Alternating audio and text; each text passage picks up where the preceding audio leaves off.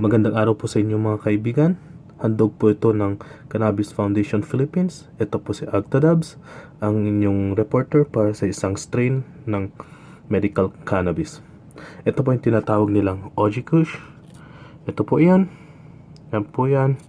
Nakikita niyo po, maganda po siyang klase ng Kush. Ang OG Kush po ay ang sinasabi nilang pinaghalo ng Hindu Kush at saka Chemdog strain. Ito po ay isang klase ng sativa. Sativa po siya.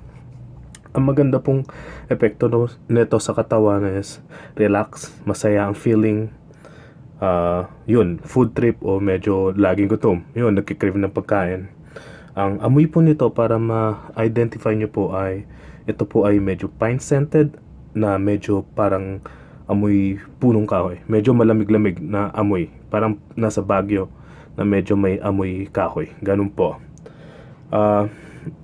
Ito po ay maganda para sa mga may migraine, ADHD, stress, depression, nakakaranas ng pananakit sa katawan at saka sa sakit po ng ulo. Ang negative effect lang po nito ay dry mouth o yung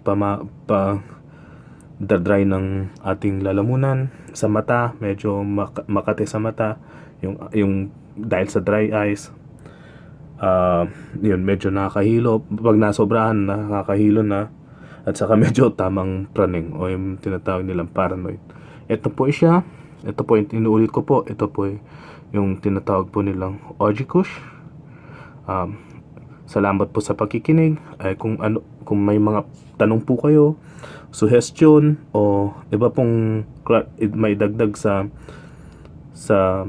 kategoring pong ito, kategoring ito, mag-iwan lang po ng mensahe sa Cannabis Foundation Philippines.